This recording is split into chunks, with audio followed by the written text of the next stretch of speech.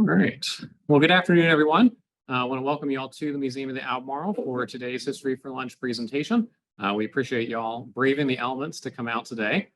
For those of y'all who are on Zoom, we just ask that you please mute your microphone and use the chat for your questions. We'll have a Q&A session as always at the end of the lecture.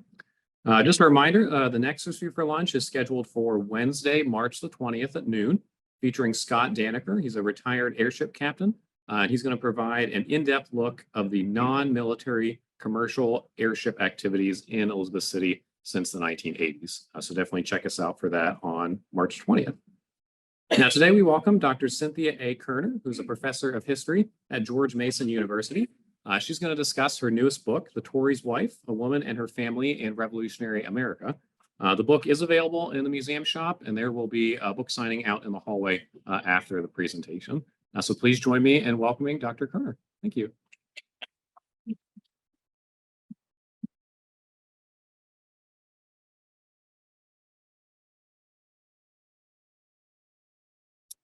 Yeah, thanks very much for coming out today. I drove down from Richmond. I actually live in DC, but stayed with a friend in Richmond, thank God, because the roads were just awful, and I couldn't imagine anybody coming to this on a day like today, but I'm really glad that you did.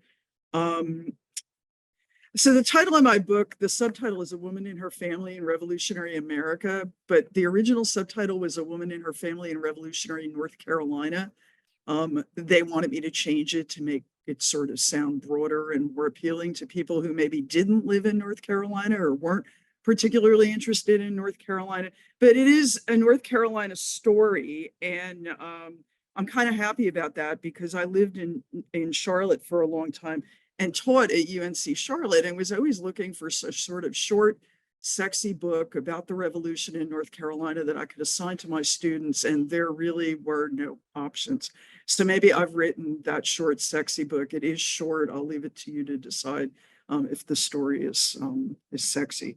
So I want to start with the idea of a story because I think most of us who are interested in history are kind of in it for the stories. So I'm going to begin by telling two stories, one a very short one about me, and then a much longer one about a woman and her family in North Carolina during the American Revolution, the woman whose story is the topic of my book, and her name was Jane Welborn Spurgin, and AKA the Tory's wife. And then finally, after I tell her story, I'm going to sort of throw a few ideas out there about what we might learn from it. And then, of course, we can do the Q&A, which will be great. So I first encountered Jane in the North Carolina State Archives in Raleigh in the mid-1990s. Let's see. Yeah, that'll work. And at the time, I was reading women's petitions to their state legislatures, hoping to find some women who wrote about the revolution, about what it meant to them, about how they thought about things like liberty and rights and all the stuff that people were talking about at the time. And I was really disappointed because I found very little of that sort of rhetoric, mostly I think because the women who did petition the legislature were smart enough to know that they stood a much better chance of getting help from their government if they described themselves as frail and helpless. And in other words, if they justified their request on the basis of their needs as dependents, rather than as on the basis of their rights as citizens. So the only exception to that pattern, in North Carolina at least, was Jane Spurgin. So between 1785 and 1791, she submitted a series of 3 increasingly demanding petitions to the state legislature. And in her final petition, she went so far as to criticize the government and the men who ran it, and to describe herself as someone who found it, and I'm using her words here, extremely hard to be deprived of the common rights of other citizens. Now, that might not seem like a whole lot to us in 2024, but for a woman to use that sort of language in a confrontation with public officials was extremely unusual, even radical at the time. Equally important, Jane also very boldly declared that in contrast to her husband, she had always, and again, her words, always behaved herself as a good citizen and well attached to the government. In other words, as one of her neighbors recalled many years later, Jane Spurgin was as true a Whig as her husband was a Tory. In other words, she was as true a supporter of the revolution as he was an opponent of it. And so I've wanted to find out more about this woman since the 1990s. And this book is my attempt to flesh out her life story, despite, as you'll see, the very limited resources the very limited sources that she left behind, and also to try to locate the origins of her very strong rhetoric and what I would call political consciousness. So first, some background. Jane Welborn Spurgin was born in Maryland in 1736.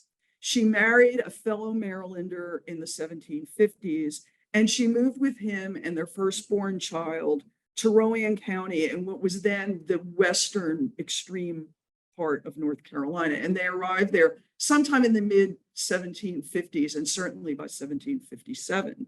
Now, I can't show you a picture of either Jane or her husband, William, because only very wealthy people would have had their portraits painted, and also because they lived in a place that was at the time so remote that there would have been few, if any, artists offering their services as portrait painters. All of this is a kind of long way of saying that this is going to be the most boring PowerPoint you've ever seen, because I don't have any pictures. It's all going to be like words, so deal with it. What can I say? The other thing that's worth noting is that although both Jane and William were literate, there is no extant archive of Spurgin family papers. So the sources are very, very limited.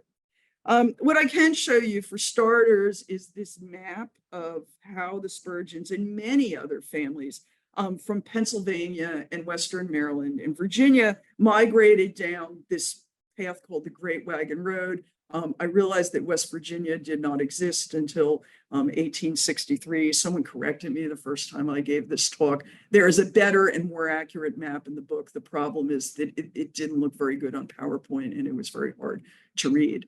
So this is the Great Wagon Road, which is located more or less where parts of Route 81, Interstate 81, and US Route 11 are located today. People travel down from Virginia, Maryland, and especially initially from Pennsylvania to settle in the Carolina backcountry.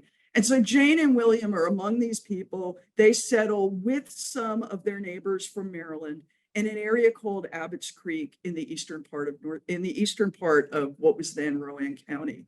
And Abbott's Creek is the little red dot that I put on that map.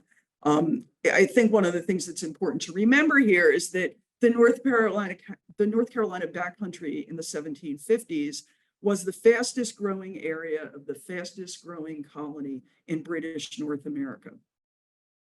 So Jane Spurgin and her husband and young son arrive there and they settle and they prosper in North Carolina.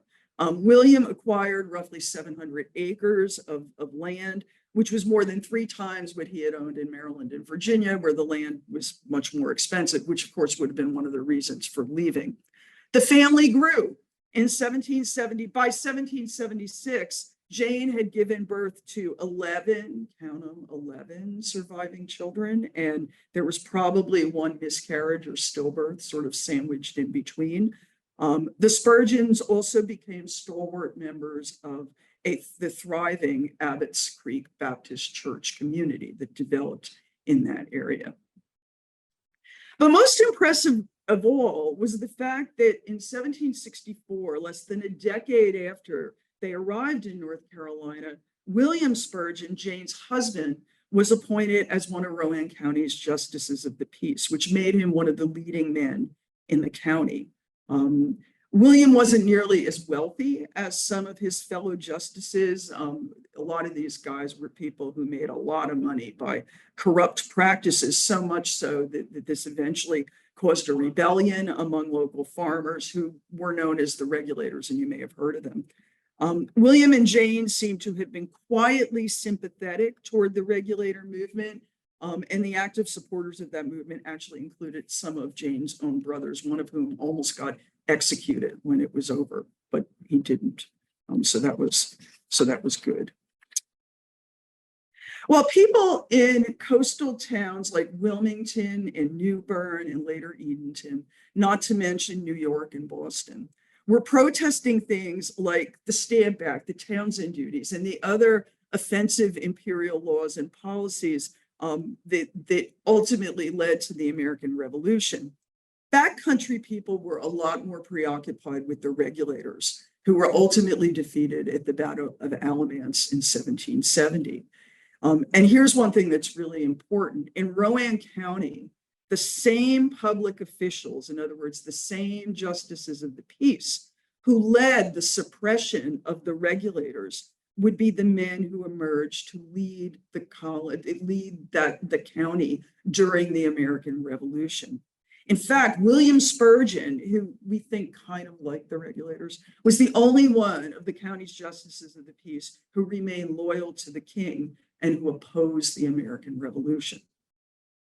So oaths, like swearing oaths, was a really important way for the revolutionaries to separate their friends from their foes, and to kind of enforce conformity when they were trying to get people to line up behind the revolutionary cause. And William refused to swear allegiance to the revolution repeatedly. And when he refused to swear allegiance, the Rowan County Committee of Safety, which was the group that sort of became a quasi-government during the revolutionary period, declared him to be an enemy to his country. And here is their proclamation listed. He's listed by name. He's declared to be an enemy of his country by the Rowan County of Safety in November 1774. So this is like a little less than 2 years before the actual Declaration of Independence. But clearly, he has staked his position as someone who's loyal to the king, and he's starting to be sort of marginalized, even almost sort of made into an outlaw because of that. At this point, we don't know really anything about Jane's politics, because the authorities didn't require women to swear these oaths of loyalty. They assumed either that women didn't know or didn't care about politics, or if they did know or care, they would sort of simply follow whatever their husbands said and did. As we shall see, that would not be the case with my woman, Jane. William not only didn't support the revolution, he actively opposed it. So in January 1777, he accepted the royal governor's call to raise a body of troops to fight for the king. And in February, he and his men were among the 800 loyalists, also known as Tory militia, who were routed by patriot militia at the Battle of Moores Creek Bridge, which is, just kind of down the road south of where we are now. William served in the loyalist militia for the entire war. For the entire duration of the war, he actually rises to the rank of colonel. He fought in two more, relatively major battles, not the sort of famous glamorous ones, but one at Kettle Creek in Georgia in February 1779, and the other, significantly more famous, at Guilford Courthouse, present-day Greensboro, in March of 1781. In between those battles, he was involved in a lot of smaller unnamed skirmishes, which is kind of the way a lot of the war happens in North Carolina. People are fighting each other, but they don't have like generals. The skirmishes don't have names. It's just violence, often neighbor against neighbor. And William is involved in a lot of these skirmishes and raids throughout the Carolinas. And he also seems to have spent a lot of the war hiding in the woods, trying to evade people who wanted to capture him. But William also returned home to Jane from time to time. We know that because their 12th child was born in November 1777. Interestingly, he was named Josiah, after North Carolina's last royal governor. And then the Spurgeon's 13th and final child, another son named Jesse, was born in June of 1780. So once the war began, the new state governments throughout the United States imposed severe penalties on people who didn't support the revolution, on Tory dissenters like William Spurgin. And in North Carolina, which was not at all atypical, men who refused to take the loyalty oath were subject to 4 times the normal rate of taxes at a time when taxes were increasing at an alarming rate to pay for war-related expenses. War, even today is the most expensive thing that governments do. In the state of North Carolina and the other states are raising taxes to try to pay for fighting this war. States also enacted laws that officially banished men who refused to swear allegiance to the revolution and confiscated their property. So if you wouldn't swear allegiance to the revolution, you were formally kicked out of the state would confiscate your property. Although these laws typically did preserve 1/3 of a man's property for his wife, who became a sort of pretend widow if she didn't leave the state with him, if she stayed behind, in other words. And William was a particularly, here you go, more words. William was a particularly notorious Tory. All of this is a lot to read, and I don't expect you to do it, but all I want to point out is if you look at the bold, it talks about, the confiscation of property, and William Spurgin's name is listed along with some really important, powerful people like former royal governors and other royal officials and wealthy merchants. And here he is, this justice of the peace from the backcountry listed with all of those other people. So he was particularly notorious and worth being mentioned by name in these anti-Tory laws. Interesting thing, though, is that even though William is mentioned by name in all of the anti-Tory laws from the 1770s up through the last one, which I think is 1782, the state never actually confiscated his property. And he actually remained in North Carolina until 1790. In other words, 7 years after the war was officially over, even though he had been officially banished under the terms of these laws. Still, Jane and her children suffered mightily as a result of William's political choices. She was the one who was at home getting badgered by tax collectors for the payment of those punitive taxes, which turned out to be an impossible burden that landed her and her household on the county's list of quote unquote tax delinquents and insolvents. She couldn't pay. When the war began in 1776, Jane was left at home with 6 children, aged 10 and younger. And as I've said, she endured 2 pregnancies that resulted in the addition of 2 more infants in 1777 and 1780. Even with her brother and older sons and possibly one enslaved man to help run the farm, it must have been really difficult. And she later claimed that she was almost continually harassed by soldiers because of William's politics. Also, the loss of William's labor and continuing demand for food for the army meant that Jane and her children were often close to starving during the war years. And these were people who, by our, the way we sort of characterize people today, would have been middle or upper middle class when the war started. Although it's difficult to pinpoint exactly when Jane and William's political differences became irreconcilable. By 1781, when the Carolina backcountry became like a total war zone, Jane and William were publicly known to be on different sides. That March, Jane welcomed the American commander, General Nathanael Greene, to her home. She let Greene stay there. And she also volunteered one of her sons to be his scout. At that very same moment when Jane was schmoozing with Greene, William was in a nearby encampment of British regulars and Tory militia. And so both groups are nearby preparing for battle. Greene and his people with Jane. William is off with Cornwallis and the British and the Tories. And the two sides soon would engage in battle at Guilford Courthouse. And then not long after that, in October 1781, the Battle of Yorktown in Virginia would essentially end the war. Obviously, the Americans won. Though the peace treaty wasn't signed until nearly 2 years later. So the end of the war obviously accomplished a lot of things. The war, above all, secured American independence as a real thing. It secured the eventual departure of British troops and the demilitarization of American spaces. But it left Jane Spurgin and likely a lot of other people with some really important unresolved problems. So William didn't return home after the war, but he was still in North Carolina. So what's the status of their marriage?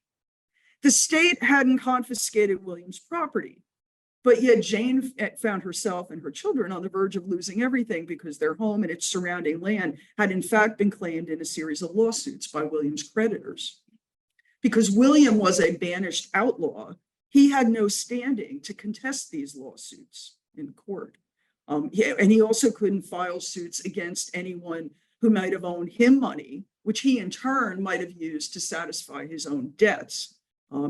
He wasn't in debt because he was poor. That was just the way people did business. But basically, people who owed him money were getting off scot-free, whereas the people he owed money to could take him to court and confiscate his property. All of this meant was that Jane and her children faced imminent homelessness as they waited for William's creditors to enforce the various judgments against him.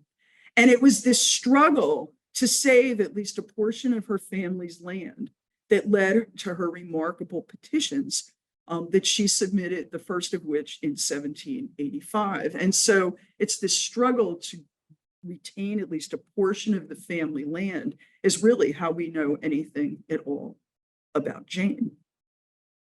There's a picture of the first one. Yes, they are handwritten. You can actually get these online at the state archives, which is super cool. In the 1990s, that didn't happen, but still, that's what it looks like.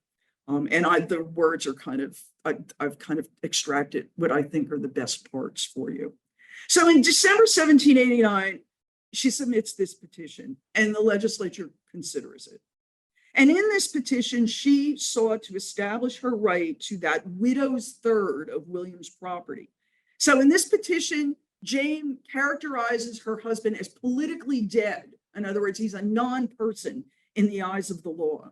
And she revealed that she didn't expect him to return home to, quote, assist in the maintenance of herself and her 8 small children. She actually kind of inflated the number of small children that she had. I guess she figured no one would check. But anyway, Jane cited the confiscation law's provision for wives, widows, and children of any person whose estate may be confiscated. That what I talked about earlier, that the state preserved a third of the property for the wife or the widow if she remained behind in the state. And then she went on to explain about the multiple lawsuits that threatened to deprive her of that property.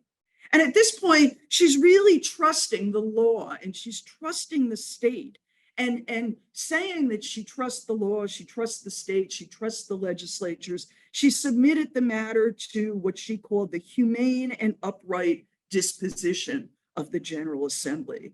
So she must have been really both surprised and angry when that assembly rejected her petition. So she goes back to Rowan County and chills for a while. And then 3 years later, in 1788, she submits her second petition.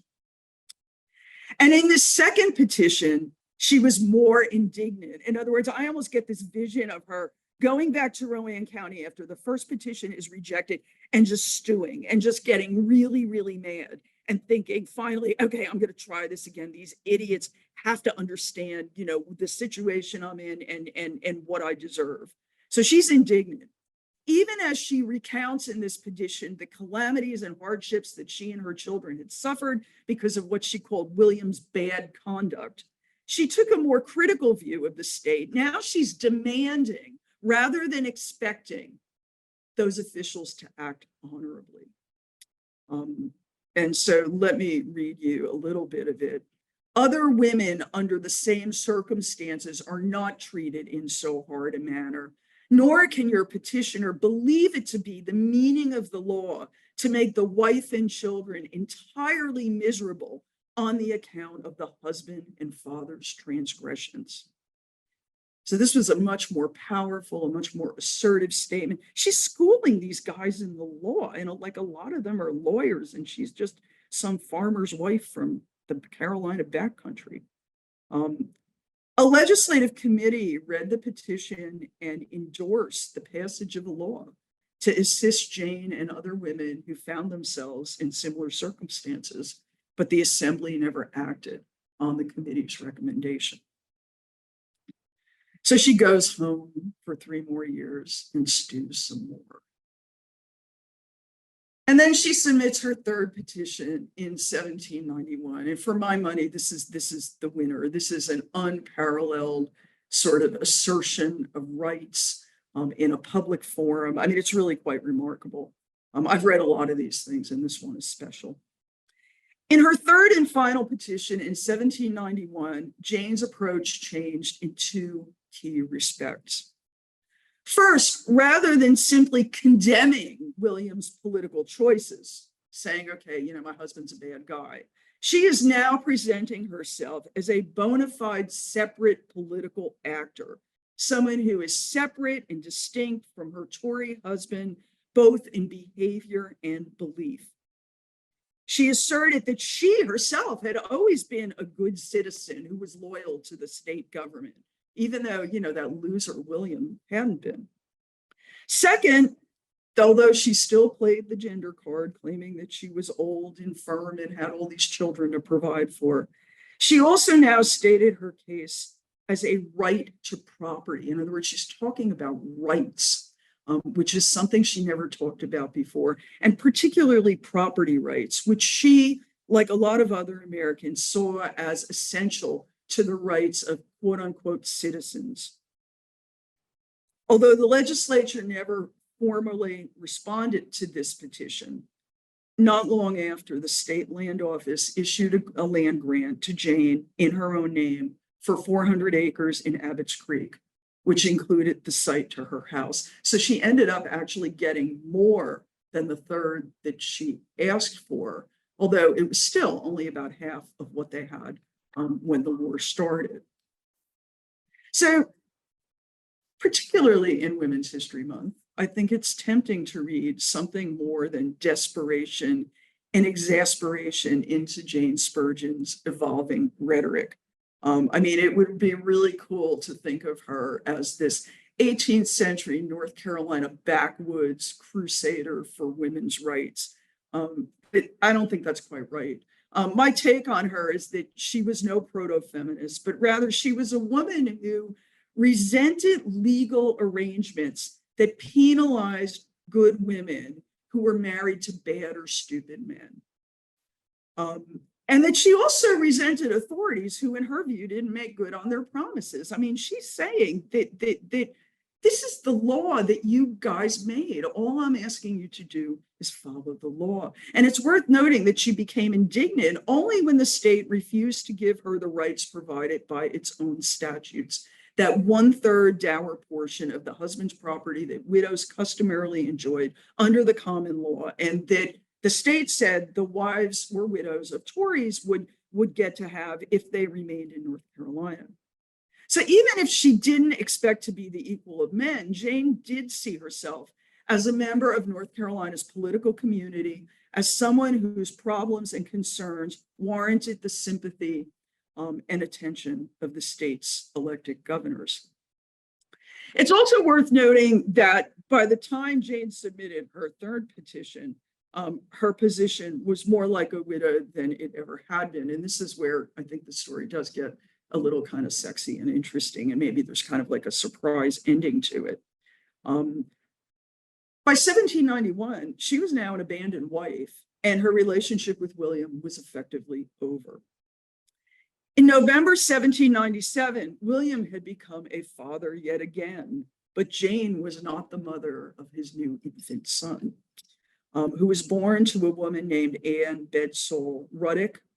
She was a much younger married woman who had previously lived with her husband Solomon and their 5 children on the Virginia side of North Carolina's northern border. William and Anne's relationship probably began when he was on the run and hiding from his Whig enemies during the 1780s. Jane and William's separation, now we're not talking legal, we're talking, putting distance between them forever. Their separation was finalized in 1790 when William left North Carolina for Canada, and Anne and their young child soon followed. And William and Anne lived together as a married couple in Canada, and they had 3 more children together over the course of their lives. Now, neither Jane nor William ever sought a formal dissolution of their marriage. William secured a kind of de facto divorce by leaving the state with Anne. But that begs the question, why didn't Jane divorce William? Why didn't she divorce this loser Tory guy who deserted her anyway? Well, for one thing, she might have known that she would have been really unlikely to receive a formal divorce, even if she had requested them. The way you ask for a divorce at this time was, again, to file a petition to the state legislature. And the state legislature had never granted one of these petitions to date, and in fact did not grant one until 1794. Jane also might have known that women who sought divorces did so mainly to shield any property that they had or any property that they would acquire from the claims of their estranged husbands. The state's land grant to Jane in her own name in 1792 had solved that problem. So there was no, if preserving property, a woman's property, was the main point of getting a divorce. By the way, most people who got divorces at this time, even in other states, that did not give you the right to remarry. It just dissolved the existing. So there was, if property was the main point of trying to get a divorce, the state's land grant to Jane made that sort of irrelevant. She didn't need to do that because she had the property in her name anyhow. So what do we make of all of this? Well, for one thing, I think the Spurgin story gives us significant insights into the impact of the war and of war generally, I guess, on family life, beyond the more obvious effects of, separations, deaths, economic scarcities, and so forth and so on. Most historians today who study the American Revolution see it as a brutal civil war. And it was certainly that in the North Carolina backcountry. And the Spurgin story suggests that the same war, as the cliche goes, that pitted brother against brother, could also pit husbands against wives. And I've actually found more examples of this. Once you're kind of looking for this sort of thing and you're reading other people's books, they might mention an example in passing. The Spurgins were, I don't think they were typical, but they certainly weren't unique either in that regard. We might also ask whether the disorders of war might have provided a convenient opportunity for people in unhappy marriages to go their separate ways. So fragmentary evidence from a later chapter in the Spurgin family saga suggests that the dissolution of their marriage might have been consensual, that Jane and William might have at some point had a conversation that we can never know about, saying, well, yeah, I'm done. Are you done? Yeah, okay, fine, we're done. Of course, we can't know that, but there are really interesting, little bits of information that suggest that maybe that was possible. Jane stayed in Rowan County, where she died in 1803, but most of her sons moved west. And when they say moved west, they settled in southeastern Indiana, which was actually a surprisingly common place for North Carolinians to go when they moved west. I mean, Tennessee was another one. That's kind of not surprising, but southeastern Indiana was another place that a lot of people from North Carolina migrated to. So a lot of Jane and William's sons are in southeastern Indiana. After William died in Canada in 1806, Anne, his putative wife, left Canada along with their Anne and William's sons. And she also moved into the same part of southeastern Indiana.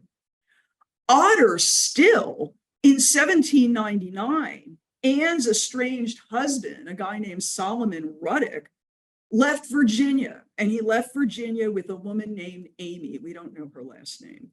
And Solomon, Amy, and Solomon's sons by Anne also all relocated to the same part of southeastern Indiana. So all of these people, William and Jane's sons, William and Anne's sons, Anne and Solomon's sons, plus Anne and Solomon themselves and Amy, right? They're all living together in this relatively small part of southeastern Indiana. So, like I'm asking myself, might this unlikely gathering of characters from the Spurgin family drama in such close proximity to each other, might that mean that the breakup of these two marriages and families left no hard feelings, even among men who, as children, had been abandoned as a result of William and Anne's elopement? Did it mean that the parting of both the Spurgins and the Ruddocks perhaps had been consensual, and that the disorders of war and the penalties incurred by William's Toryism had simply facilitated the informal dissolution of their marriages more discreetly and without the usual social stigmas or legal or financial penalties? I don't know. I think it's a really interesting idea.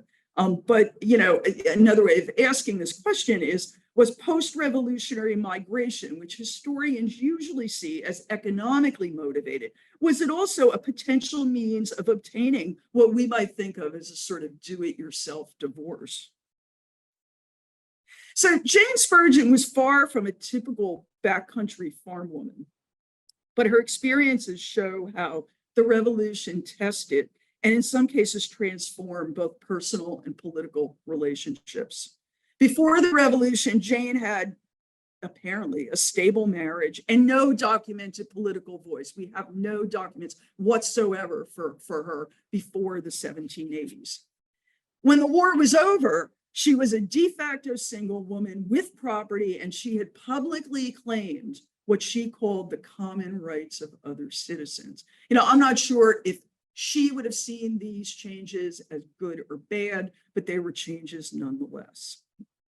Finally, the Spurgin's story is a cautionary tale for researchers who are tempted to interpret laws and other official documents at face value.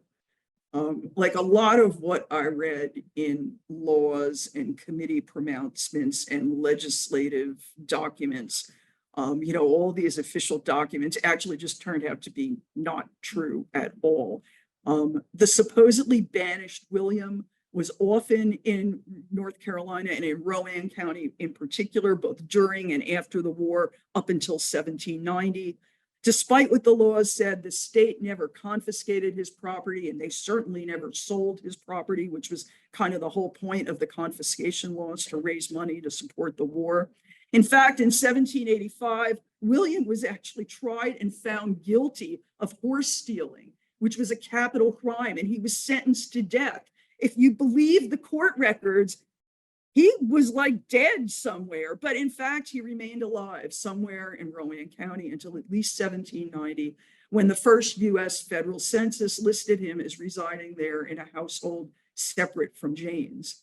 And Jane, whose 3 petitions are marked as either rejected or not acted on in the Assembly's records, ended up with her 400 acres, which she passed on to her oldest son when she died in 1803. And that's her tombstone. I had to jump a fence to get that picture, but I think it was worth it. Thank you very much.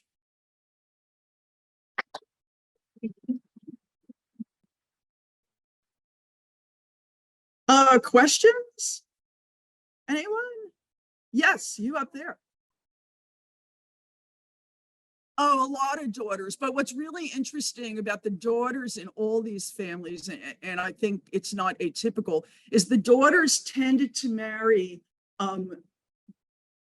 guys in their neighborhood, and they didn't move because the guys in their neighborhood, I guess, would have inherited the family land. And so, like Jane's daughters, the overwhelming majority of them, in fact, I think maybe all of them, stay in Rowan County or in those counties that are later cut off from Rowan. In fact, Abbott's Creek later becomes part of Davidson County. So her daughters, and I think, I think it was like 7 and 5. I think there were 7 daughters and 5 sons or something like that. And the daughters stay there. The same thing, interestingly, about William and Anne's daughters in Canada. They marry other exiled loyalists, marry into those families, and they stay in Canada, but their brothers leave and go to Indiana with their mother. And I don't know if Solomon and Anne had any daughters, but if they did, they didn't go to Indiana with Solomon and Amy and there. So yeah, I mean the pattern for daughters is somewhat different in terms of where they go. Is that the question you were asking? Yeah, you mentioned daughters. I was just wondering how many they had. You just answered. A zillion. Like I mean, these people, they just kept having kids, and apparently, you know, I mean, apparently that part of the world was a pretty healthy place because, you know, by my calculation, she was pregnant 13 times and gave birth to 12 children who survived to adulthood. And what's really interesting about the family is, you know, I mean, my story kind of stops with these people in Indiana, but one of those sons who moves to Indiana, the youngest one, who was born in 1780, he dies sometime in the 1860s, like in Nevada. So, I mean, it really, I mean, some of you probably do your own family history, and if you do, or if you look at another historical family, I mean, sometimes you can get a real sense of the kind of mobility of the population just by looking at where these different people end up. And so they end up in one ends up in Tennessee, Indiana, Missouri, Nevada. They spread. Yeah. Anybody else? But the daughters will stay. Yes, sir. Question. Did your research indicate how long her 400 acres stayed in her family or stayed with her family? Oh, through at least the late 19th century, her son, the second oldest son, got the land. I'm not quite sure why. The oldest son went to Tennessee. The second oldest son got the land, was a state senator, invested in gold mines, and apparently accumulated a lot more land in the area. And I think that branch of the family held onto the land, I want to say, to like maybe the post-Civil War era, but I mean, I really didn't go much further than that. It is not with the family now, I can tell you that. But it's really funny. I mean, the son who gets her land, who you would think would have been just like super grateful. I mean, it's like, dude, you get 400 acres because your mother went through all this crap with the state assembly. And, you know, you get to be an important man because of that. He wrote this really interesting short memoir, like in 1850. So, you know, he would have been quite old. And it's very peculiar. I mean, he really kind of makes his father into this hero who, you know, sort of stood up for his principle. He had taken an oath to the king, and unlike these other men, he wasn't going to break it. And the way he portrays Jane, to the extent that he discusses her at all, is as this sort of, you know, kind of cowering wife saying, "But William, don't support the king. You're going to get us in trouble." And it's like, you just want to take this guy and smack him around. He shouldn't have gotten the land. The daughter should have gotten it, right? Yeah, there you go. But yes, there is another one up here. Yes. These women faced had they not separated from their mates? Or would they even have been able, you said they couldn't really even perhaps obtain a divorce? Okay, that's a really interesting question. So before the revolution, the only colony / state where divorce was considered legal were Connecticut and Massachusetts. And the reason for that is that the main church in both of those colonies was the Congregational Church. Like, in other words, the descendants of the Puritans, they did not consider marriage a sacrament. They considered marriage a contract. And so there might have been stigma attached to getting a divorce, but it was legally possible.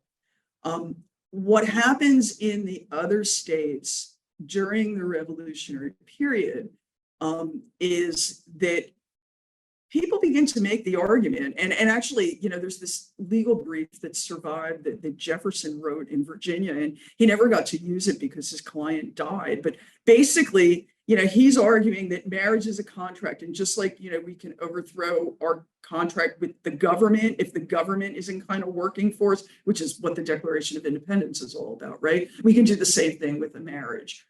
There's at least one guy in South Carolina who petitions making the same argument. That is not a winning argument. that is not a winning argument. I mean, people in authority do not want to hear that it's my right to divorce, because that causes all kinds of social instability, right? So the winning argument is basically that, you know, if you don't get me a divorce, I'm going to go on welfare and it's going to cost you. Of course, they wouldn't have called it welfare in the 18th century, but if, you know, a man deserts his wife, they would say if he absconds, I love that word, if he absconds and leaves his wife and children, and they're abandoned and they have no way of you know, supporting themselves, particularly if they're, you know, not wealthy, they're going to go on public assistance of some sort or another. So that kind of becomes the winning argument. For men, the winning argument tends to be, you know, my wife committed adultery. That argument does not work for women. You know, men can commit adultery. That's like, okay. And so like all of these states during the revolutionary period kind of fiddle with this idea of, well, you know, I mean, should people have the right to divorce? And in all of the states, except interestingly, Massachusetts and Connecticut, where there had been established churches, Church of England, which would have been in North Carolina and Virginia, South Carolina, places like that. Those churches are disestablished after the revolution. So there is no ecclesiastical interest in saying, okay, marriage is a sacrament, you can't dissolve it, blah, blah, blah.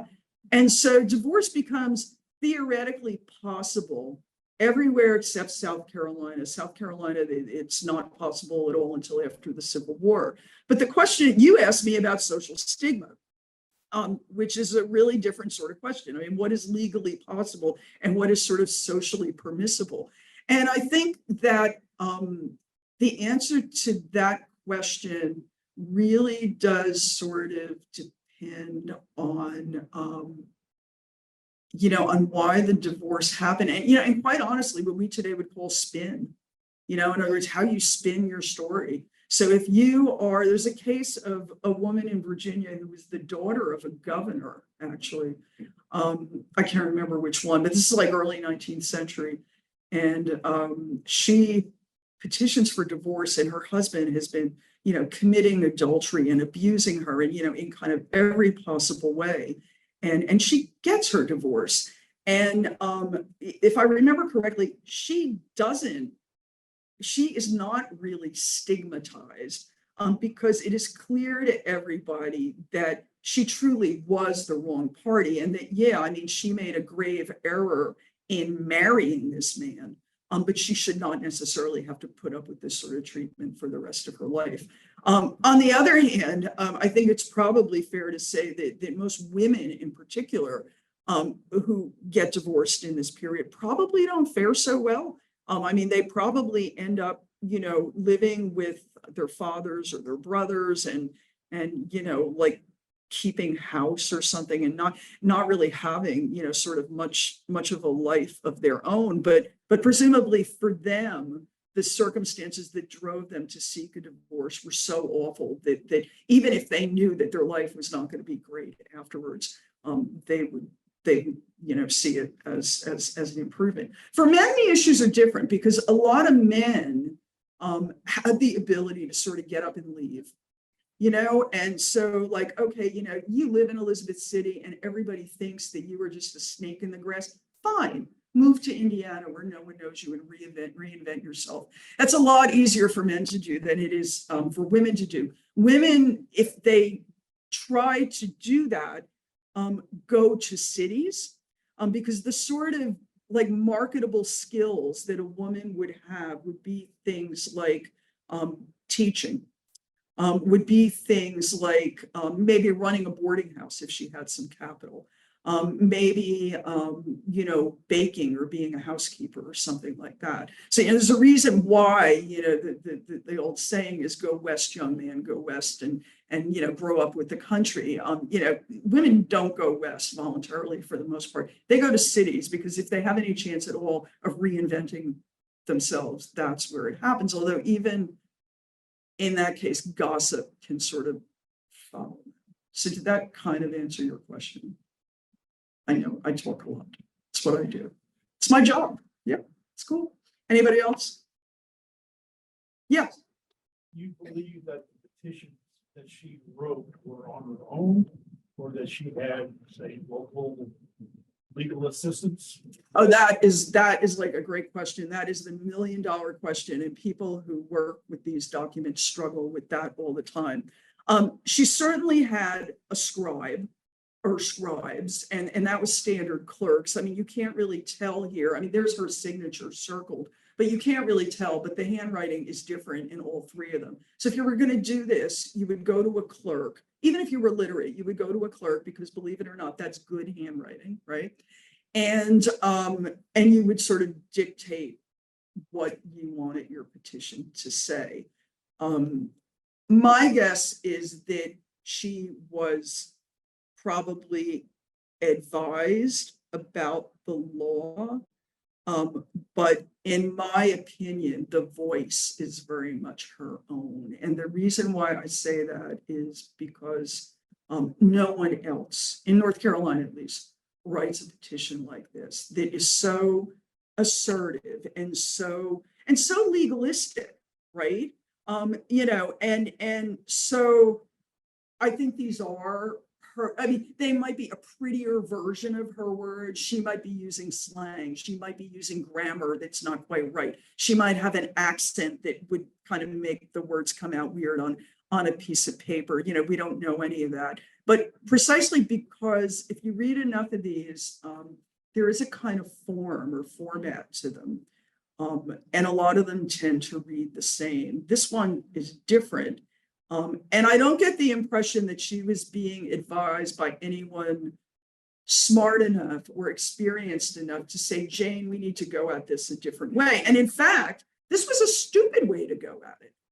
It was a stupid way to go at it. I mean, the women who got what they wanted, for the most part, were the ones who say, oh, I'm a poor widow with children, and oh, we're starving, and you have to help us. Oh, great men, please help me. And there's a little of that in her first petition, but not in the second or the third. I mean, she is making legal arguments. She is asserting her quote unquote rights as a citizen, whatever they are, right? I mean, we don't even really know what she means by that. She's certainly not claiming the right to vote. She is claiming the right to property and the right to be governed by the laws passed by the legislature.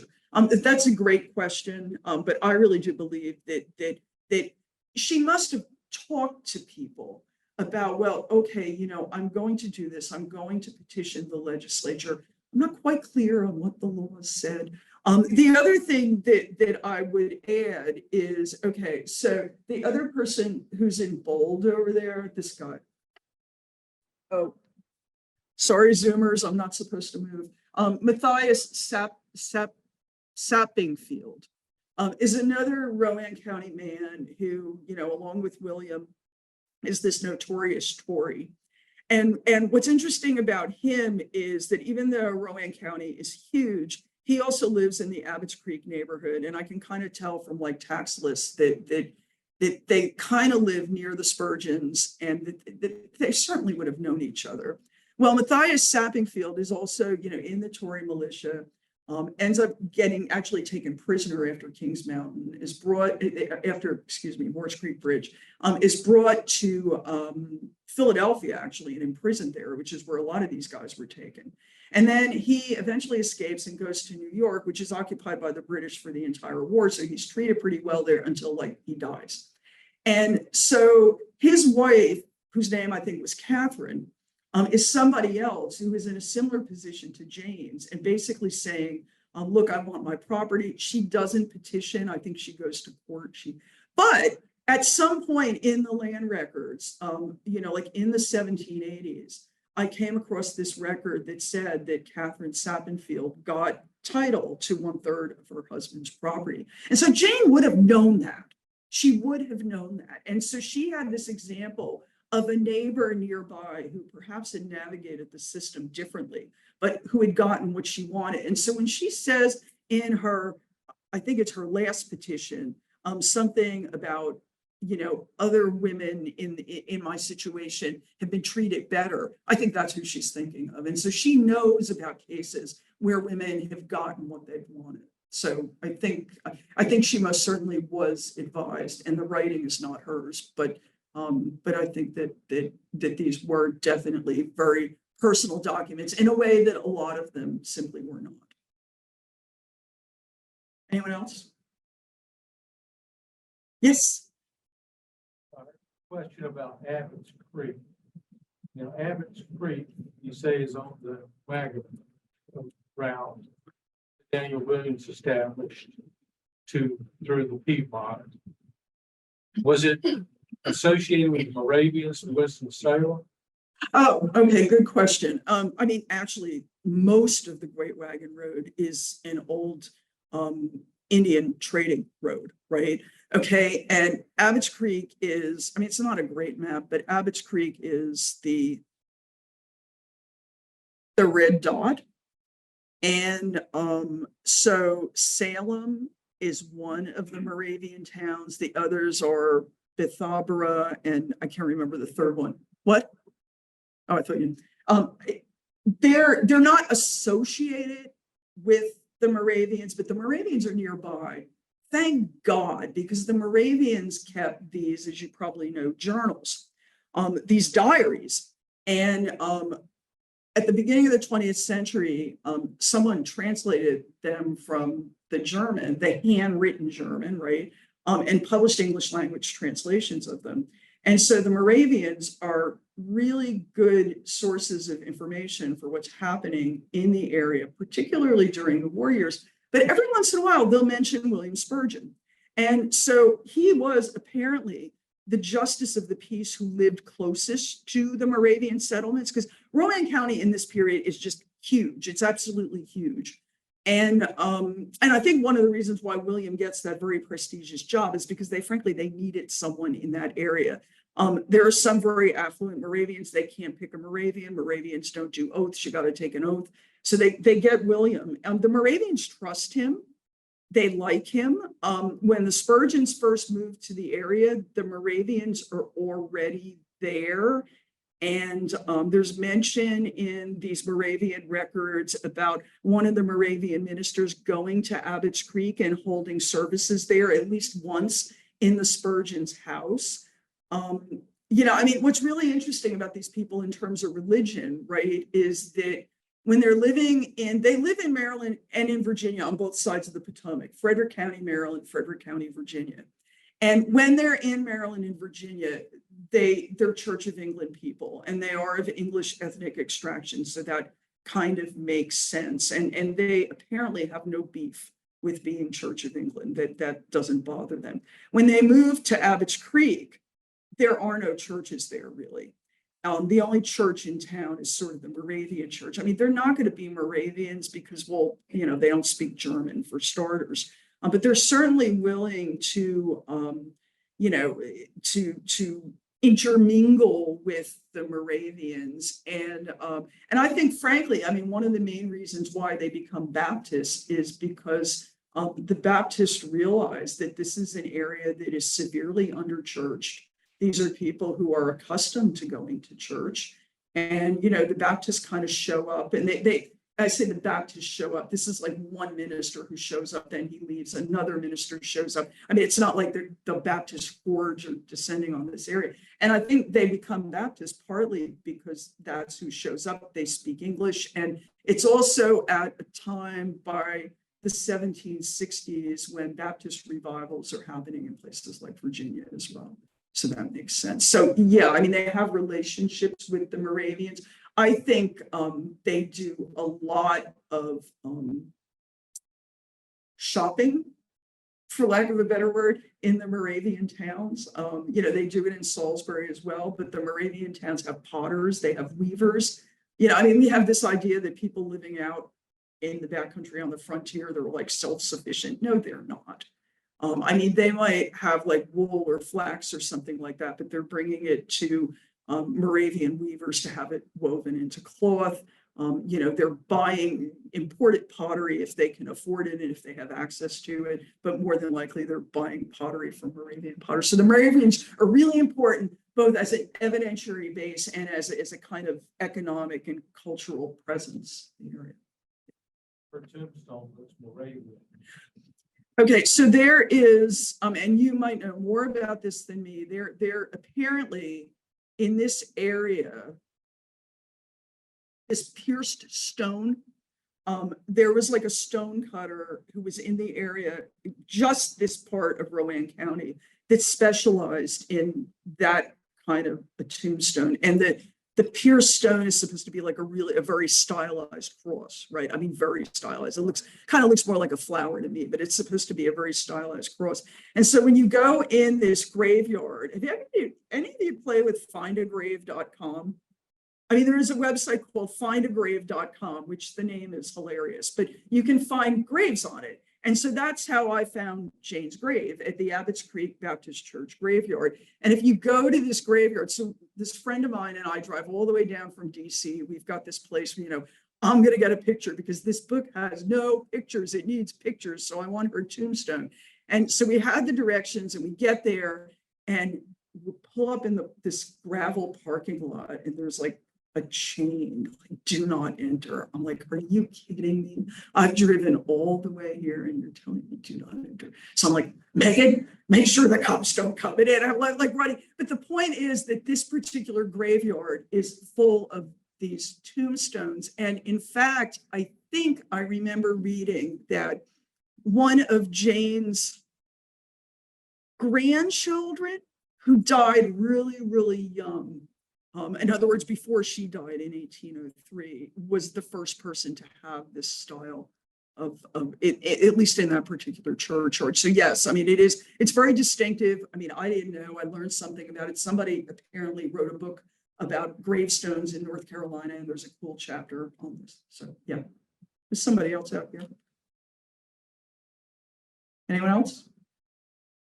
Well, thank you so much for coming out, and I hope when you go outside, you don't get really, really wet and that you have a great rest of the afternoon. And it was really nice to be back at the museum again. So thanks so much.